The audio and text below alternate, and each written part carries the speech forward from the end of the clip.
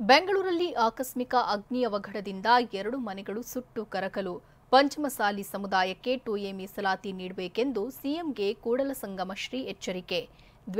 ದ್ವೇಷ ಭಾಷಣ ಪ್ರಾಧ್ಯಾಪಕನ ವಿರುದ್ಧ ಕೇಸ್. ಎಲ್ಲ ಸುದ್ದಿಯನ್ನ ನೋಡೋಣ ಕರ್ನಾಟಕ ನ್ಯೂಸ್ ಟಾಪ್ 9 ನಲ್ಲಿ. ಪಂಚಮಸಾಲಿ ಸಮುದಾಯಕ್ಕೆ 2A ಮೀಸಲಾತಿ ನೀಡಬೇಕು ಅಂತ ನಡೆಸ್ತಾ ಇರುವ ಹೋರಾಟಕ್ಕೆ ಸಂಬಂಧಪಟ್ಟಂತೆ ಅಕ್ಟೋಬರ್ 15ಕ್ಕೆ ಸಿಎಂ ಸಿದ್ದರಾಮಯ್ಯ ಮಾತುಕತೆಗೆ ಕರೆದಿದ್ದಾರೆ. ಒಂದು ವೇಳೆ ಆ ಸಭೆ ನಡೆಯದಿದ್ರೆ ಅವತ್ತೇ ವಕೀಲರ ಜೊತೆಗೆ ವಿಧಾನಸಭೆ ಮುಂದೆ ಪ್ರತಿಭಟನೆ ನಡೆಸುವುದಾಗಿ ಸಿಎಂಗೆ ಕೂಡಲಸಂಗಮ ಪೀಠದ ಶ್ರೀ ಜಯಮೃತ್ಯುಂಜಯ ಸ್ವಾಮೀಜಿ ಎಚ್ಚರಿಕೆ ನೀಡಿದ್ದಾರೆ.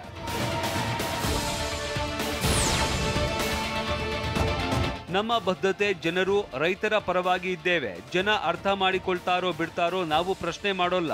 ನಮಗೆ ರಾಜ್ಯದ ಜನರೇ ಯಜಮಾನರು ಅಂತ ಕೃಷಿ ಸಚಿವ ಎನ್ ಚೆಲುವರಾಯಸ್ವಾಮಿ ಹೇಳಿದ್ದಾರೆ.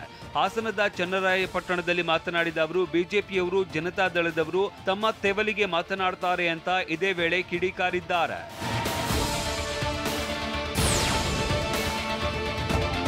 ದ್ವೇಷದ ಭಾಷಣ ಆರೋಪದ ಅಡಿಯಲ್ಲಿ ಪ್ರತಿಷ್ಠಿತ ಕಾಲೇಜಿನ ಸಹಾಯಕ ಪ್ರಾಧ್ಯಾಪಕ ಅರುಣ್ ಉಳ್ಳಾಲ್ ವಿರುದ್ಧ ಮಂಗಳೂರು ಸೆನ್ ಪೊಲೀಸರಿಂದ ಸುಮೋಟೋ ಕೇಸ್ ದಾಖಲಾಗಿದೆ. ದ್ವೇಷ ಭಾಷಣದ ವಿಡಿಯೋ ವೈರಲ್ ಆದ ಬೆನ್ನಲ್ಲೇ ಪೊಲೀಸರು 66C ಐಟಿ ಆಕ್ಟ್ ಮತ್ತು BNSS ಆಕ್ಟ್ನ ಸೆಕ್ಷನ್ 196, 351ರಂತೆ ಕೇಸ್ ಹಾಕಿದ್ದಾರೆ. ಹಿಂದೂಗಳು ಹಿಂದೂ ಮಾಲೀಕತ್ವದ ಸಭಾಂಗಣದಲ್ಲೇ ಮದುವೆಯಾಗಬೇಕು, ಹಿಂದೂ ಮಾಲೀಕತ್ವದ ಶಿಕ್ಷಣ ಸಂಸ್ಥೆಗಳಿಗೆ ತಮ್ಮ ಮಕ್ಕಳನ್ನ ಕಳುಹಿಸಬೇಕು ಅಂತ ಉಳ್ಳಾಲ್ ಭಾಷಣ ಮಾಡಿದ್ದರು.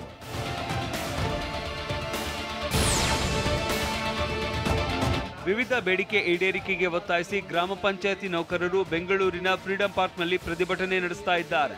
ಪ್ರತಿಭಟನಾ ಸ್ಥಳಕ್ಕೆ ಜೆಡಿಎಸ್ ಶಾಸಕ ಶರಣಗೌಡ ಕಂದಕೂರ್ ಭೇಟಿ ನೀಡಿದ್ದು, ಅಲ್ಲಿಂದಲೇ ಕೇಂದ್ರ ಸಚಿವ HD ಕುಮಾರಸ್ವಾಮಿ ಹಾಗೂ ಬಿಜೆಪಿ ರಾಜ್ಯಾಧ್ಯಕ್ಷ BY ವಿಜೇಂದ್ರಗೆ ದೂರವಾಣಿ ಕರೆ ಮಾಡಿದ್ದರು. ಪ್ರತಿಭಟನೆ ಬೆಂಬಲ ನೀಡುವಂತೆ ಉಭಯ ನಾಯಕರಿಗೆ ಶಾಸಕ ಶರಣಗೌಡ ಕಂದಕೂರ್ ಮನವಿ ಮಾಡಿದ್ದಾರೆ. ಫೋನ್ನಲ್ಲೇ ಮಾತನಾಡಿದ ವಿಜೇಂದ್ರ ಹಾಗೂ HDK ಹೋರಾಟಕ್ಕೆ ಬೆಂಬಲ ನೀಡಿದ್ದಾರೆ.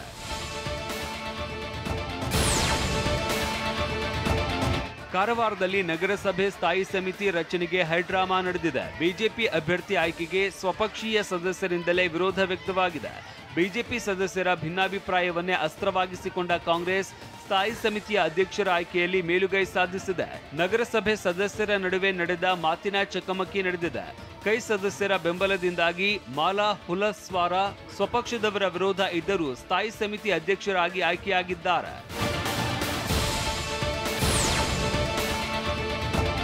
ಬೆಂಗಳೂರಿನಲ್ಲಿ police commissioner B Dayanand Hoysala ವಾಹನದಲ್ಲಿ ಸಿಟಿ ರೌಂಡ್ಸ್ ಹೊಡೆದಿದ್ದಾರೆ.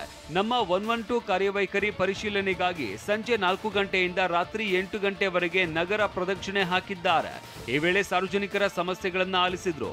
ಹೊಯ್ಸಳ ಗಸ್ತು ವ್ಯವಸ್ಥೆ ಹಾಗೂ ಕಾರ್ಯವೈಖರಿ ಪರಿಶೀಲಿಸಿದ್ರು. ಕಮಿಷನರ್ಗೆ ಹೆಚ್ಚುವರಿ ಆಯುಕ್ತ ಸತೀಶ್, DCP, ACP ಹಾಗೂ ಇನ್ಸ್ಪೆಕ್ಟರ್ಗಳು ಕೂಡ ಸಾಥ್ ನೀಡಿದ್ರು.